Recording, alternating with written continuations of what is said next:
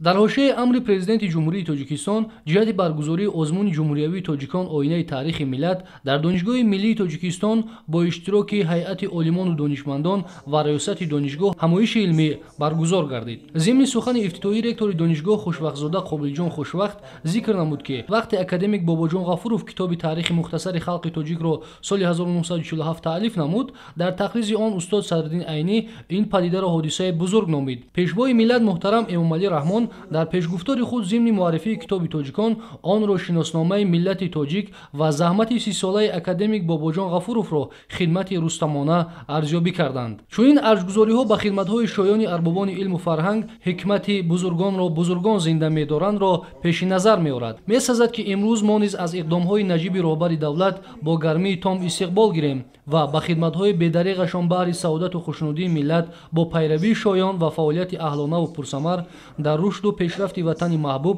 Тоҷикистони соҳиби истиқлол арз гузорем. Президенти ҷумҳурии Тоҷикистон пешвои миллат муҳтарам Эмомалӣ Раҳмон санаи 26 декабри соли 2019 зимни ироаи паём ба Маҷлиси олӣ дар бораи самтҳои сиёсати дохилӣ ва хориҷии кишвар изҳор доштанд ки бо мақсади омӯзиши амиқи таърихи пурифтихори халқи тоҷик шоҳасари Бобоҷон Ғафуров китоби тоҷиконро аз ҳисоби фонди президенти ҷумҳурии Тоҷикистон чоп карда аз номи роҳбарияти давлат ба ҳар як оилаи кишвар туҳфа намоянд. тавре ки ҳамаи мо шумо имрӯз шоҳидем китоби тоҷикон ба ҳар як оилаи тоҷик дастрас гардид. бо мақсади татбиқи ҳадафи ин иқдом санаи 7 июли соли 2022 амри президенти ҷумҳурии Тоҷикистон пешвои миллат муҳтарам Эмомалӣ Раҳмон ба тасвиб расид ки дар асоси он соли 2023 ба муносибати 115-солагии академик Бобоҷон Ғафуров озмуни ҷумҳуриявии тоҷикон оинаи таърихи миллат баргузор мегардад. маълум аст ки аз 7 июли соли 2022 амри президенти ҷумҳурии Тоҷикистон муҳтарам Эмомалӣ Раҳмон дар бораи гузарондани озмуни ҷумҳуриявӣ таҳти унвони тоҷикон оинаи таърихи миллат дар соли 2023 баргузор карда мешавад. имрӯз ташаббуси сарвари давлат ҷиҳати роҳандозӣ намудани омӯзиши таърих, роҳовардан ба таърихи пурғановати гузаштаи хеш яке аз ташаббусҳои наҷиб ва саривақтист ки бори дигар имрӯз миллати кӯҳанбуниёти тоҷик, миллати тамаддунофари тоҷикро дар сатҳи байналхалқӣ муаррифӣ месозад. ин ба марҳилае рост меояд ки имрӯз ҷаҳони пуртазод аст, ҷаҳони мураккаб аст ва ҳамон халқияте метавонад имрӯз дар ҷаҳони пуртазод, дар ҷаҳони пур аз ихтилофҳо манфиатҳои худро ҳимоя намояд ки пеш аз ҳама аз гузаштаи худ воқиф бошад, таърихро ҳамчун дарси ибрат, таърихро ҳамчун як дарси таҷрибаи рӯзгор истифода намояду дӯсти худ ва душмани худро аз ҳамдигар фарқ намояд. ин иқдом, ин дастур, ин пешниҳод ва ин амру фармонҳои президенти ҷумҳурии Тоҷикистон ҳам дар ҳамин замина рӯи кор меоянд ва манзур аз ҳамин иқдомот ин боз ҳам ҳамин зинда кардан, бедор кардани таърихи гузаштаи хеш ва барои ана ҳамин тоифа ва барои ҳамин қишри ҷомеаи имрӯзӣ ки намедонам бо кадом мақсад андешаҳои хеле сарсарӣ ва сабуки худро тавассути шабакаҳои бештар тавассути шабакаҳои интернетӣ иброз медоранд, собит намудани давлати муҳками тоҷикон, собит намудани он ки воқеан мо тоҷикон таърих, тамаддун ва фарҳанги хеле бой дорем ки аз ин таърихи мо, аз ин тамаддуни мо ва аз ин фарҳанги волои мо ҳатто дигарон иқтибос мекунанд. метавонам дар ин замина боз ҳам ҳамин китоби тоҷикони Бобоҷон Ғафуровро мисол биёрам ки яъне ҳамин китоби тоҷикон на танҳо дар дохили кишвари мо балки берун аз он ҳам бознашр шуд. ин пеш аз ҳама хизмати президенти мо аст ки баъд аз паёми худ дастур додан ки ба вазорати маориф ва илм, ба вазорати фарҳанг ва ба академияи илмҳо ки ҳамин китоб бо забонҳои байналмилалӣ тарҷума шавад ва дар тамоми сомонаҳои интернетӣ нусхаи электронии он паҳн гардад. ин худ исбот кардан ба ҳамин афроди ҷомеа аст ки онҳоро исбот кунем ки воқеан ҳам таърихи мо афсона нест, таърихи мо хаёл нест, зеро дар таърих ҳатто хаёлбофӣ роҳ надорад. таърих ин илм аст. قابل ذکر است که اقدام نوبتی پیشوای ملت واقعا پدیده نهایت ارزشمند، واقعه بی‌نظیر و ماندگار است. ما به تاریخ رو می‌آوریم تا به صحیفه‌های گوناگون رنگ آن به چشم عبرت نگریم، در اساس تجربه نیاگان امروز زمان را بنیاد سازیم و با امیدهای تازه و گام‌های استوار با آینده وارد شویم. آزمون جمهوریوی تاجیکان آینه تاریخ ملت تحت سرپرستی به واسطه پرزیدنت جمهوری تاجیکستان دایر می‌گردد و حجم مبلغ عمومی آن که از فاند مخصوص پرزیدنت جمهوری تاجیکستان جدا می‌گردد 1,480,000 سومانی را تشکیل می‌دهد. گپسری آن است که پیشوای ملت این اندازه مبلغ‌های کلان را به خاطر باسواد گردیدن ملت و از راه علم و دانش رسیدن به سعادت زندگی جدا می‌کنند. این دوراندیشی‌ها و باریک‌نظری‌ها واضح می‌سازند که راهبر دولت رسالت علم را که در نهایت رسیدن به حقیقت مطلق و سعادت انسانی است خیلی عمیق درک می‌کنند و همه تلاش بر آن روانه می‌سازند که سعادت ملت محض از راه علم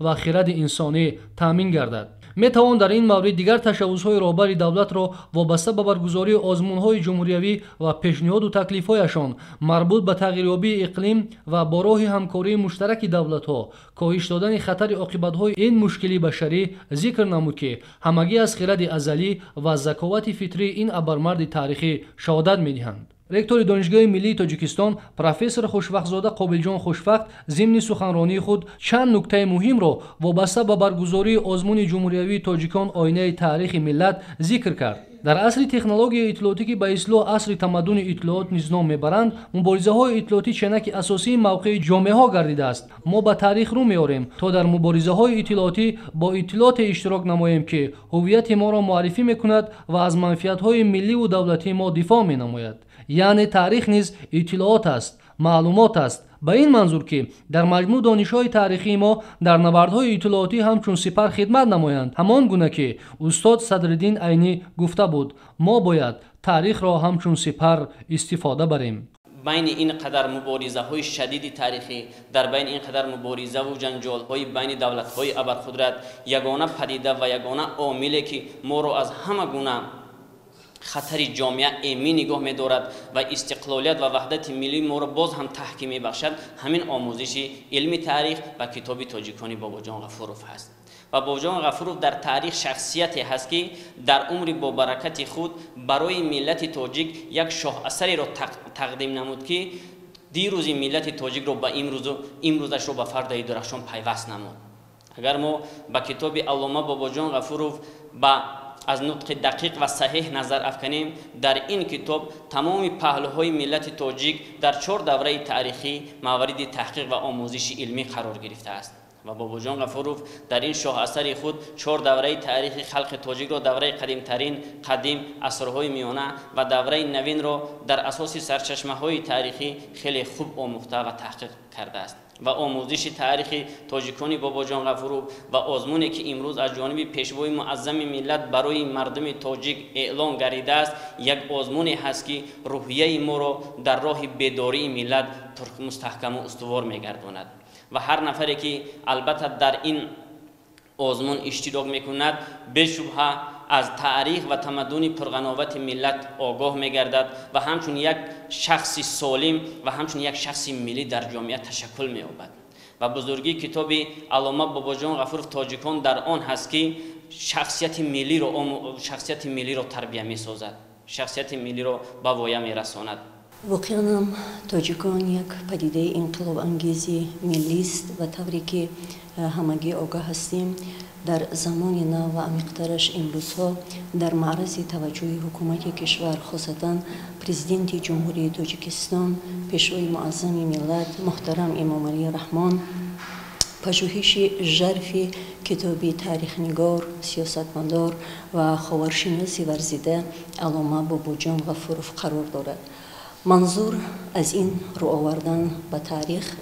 به تاریخ سرور دولت از آن عبارت است که محترم پرزیدنت می‌خواهد که همون ارمان‌های علامه باباجان غفوروف را برآورده سازد، این را هم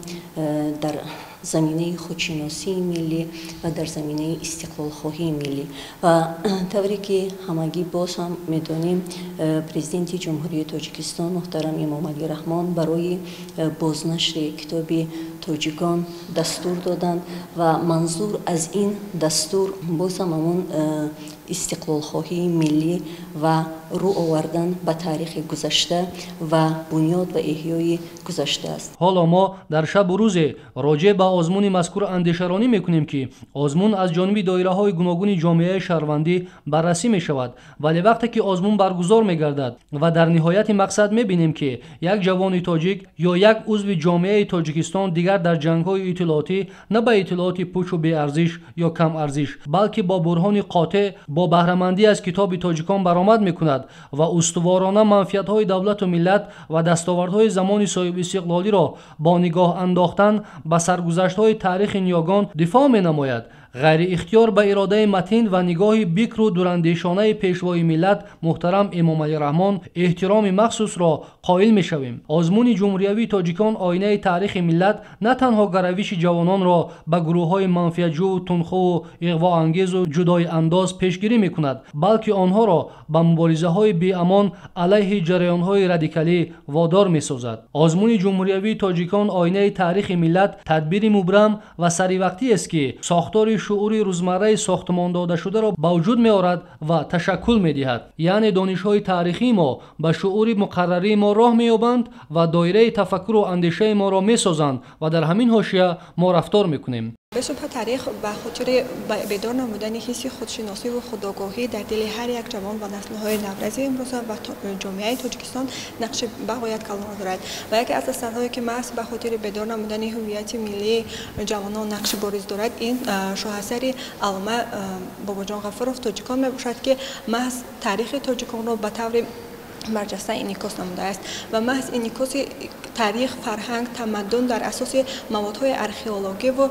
اتنوگرافی و اینچنین خطی که از منبع‌ها و سرچشمه‌ها گرفته اثر خود را نوشته است به خاطر بیدار نمودن حسی و تندرستی و اینچنین آباد و بنیاد نمودن آینده نقش بارز دارد. کتاب تاجیکانی اکادمیک باباجان غفورov یکی از اثرهای نادر علمی تاریخی قبول گردیده یکی از اثرهایی است که توانست روند تاریخی و تاریخ خلق تاجیک را در طول سالها موفقیت آن را انعکاس نماید. تاریخ خلق تاجیکان اکادمیک باباجان غفورov یکی از اثرهایی میباشد که در آن زیاده از 2000 ادبیات‌های علمی و سرچشمه‌های تاریخی استفاده برده است. این اثر از جهت علمی یکی از اثرهای اولین میباشد که تاریخ خلق تاجیک را پر انعکاس نموده است و در کتاب تاجیکانی اکادمیک باباجان غفورov تاریخ خلق تاجیک از زمان قدیم‌ترین تا قدیم تا دوره رولوسیونی اکتبر انعکاس می‌نماید. این آزمون نه فقط قشرهای وسیع جامعه را با آموزش تاریخ توسط کتاب تاجیکان جلب می‌نماید. گذشته از این اشتراکیان آزمون با سرچشمه‌های دیگری تاریخی که عاید به تاریخ و تمدن ملت تاجیک معلومات مفصل، مشخص و دقیق می‌دهند آشنا می‌شوند. با صحیفه‌های تاریخ با واسطه گوناگون راه می‌یابند و حقیقت تاریخی را از آینه تاریخ می‌بینند. تاجیکان آینه تاریخ ملت روح بیشکست را به وجود می‌آورد. در این صورت ملت تاجیک چون همیشه در بازار خرید و فروش تاریخ به دلال بی‌نیاز باقی می‌ماند. واقعا مکتب خودشناسی، استقلالیت و دولت و دولتداری ملی برابر چندین عامل‌های ابجکتیوی و سوبژکتیوی باز یک آموزگاری خیلی سختگیر و نکته‌سنج دارد که آن را تاریخ می‌نامند. کتاب تاجیکان امروز به هر یک عائله تاجیک تقسیم کرده شد